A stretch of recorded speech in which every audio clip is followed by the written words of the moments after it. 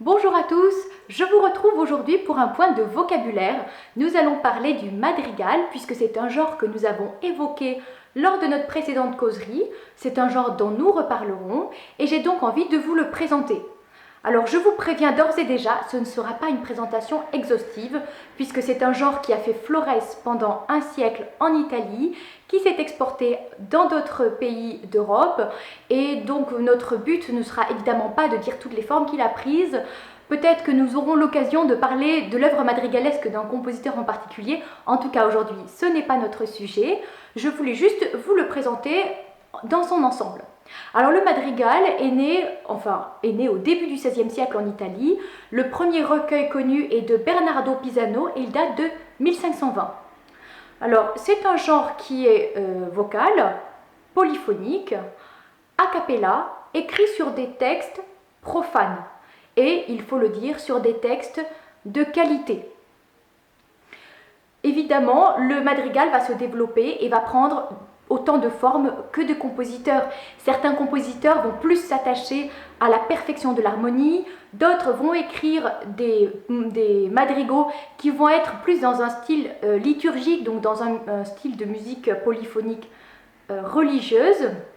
Certains vont plus se concentrer sur l'expression. Et puis, on va voir progressivement apparaître le madrigal accompagné par des instruments. On va voir également des madrigaux sur des textes populaires, des madrigaux sur des textes religieux. Donc, on s'éloigne petit à petit de ce qui était à l'origine le madrigal, mais les formes vont varier.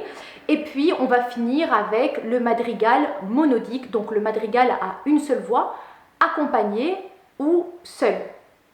Il y a donc, vous voyez, une grande mutation. Ce qui reste dans le madrigal, ce qui ne change jamais, c'est qu'on recherche une cohésion parfaite entre le texte et la musique. Il va donc se développer un figuralisme qui va faire qu'on va donner des formules toutes faites, des formules musicales qui vont correspondre au texte. Par exemple, évoquer le paradis va faire s'élever les voix dans l'aigu. Parler de l'enfer va faire descendre les voix dans le grave.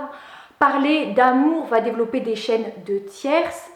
La plainte va être exprimée par un soupir, donc un silence en musique. Ce figuralisme va tellement être développé dans le madrigal que finalement madrigalisme et figuralisme vont devenir synonymes. Alors, ce figuralisme fait partie des choses qui vont mener le madrigal à sa perte, puisque vous l'imaginez, quand on développe des schémas de ce type, il y a petit à petit une lassitude qui peut se mettre en place, mais ce n'est pas la chose principale qui va amener la disparition du madrigal, puisque nous l'avons dit, les formes vont évoluer jusqu'au madrigal monodique dont nous avons parlé dans notre première causerie pour parler de la naissance de l'opéra. Et ce madrigal monodique va être très important, je vais vous expliquer pourquoi. Quand on écrivait des madrigaux polyphoniques, il est arrivé qu'on écrive ce qu'on appelle des madrigaux dramatiques, donc des madrigaux qui étaient écrits sur une trame littéraire, et donc on avait des petites histoires qui se développaient.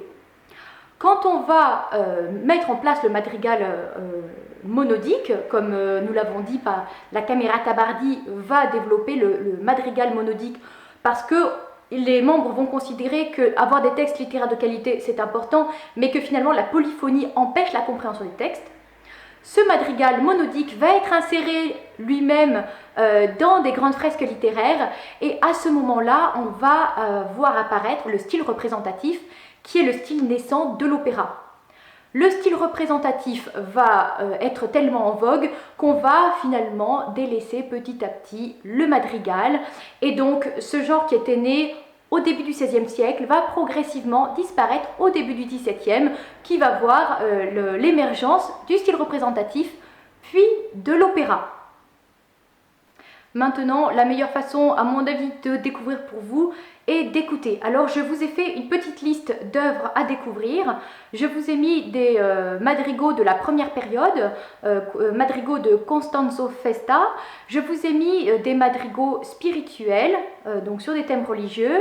ensuite des madrigaux accompagnés avec l'instrument, et puis pour finir un madrigal monodique qui marque donc la fin du développement de ce grand genre. Je vous souhaite une bonne écoute et puis je vous retrouve pour notre prochaine causerie le 7 septembre.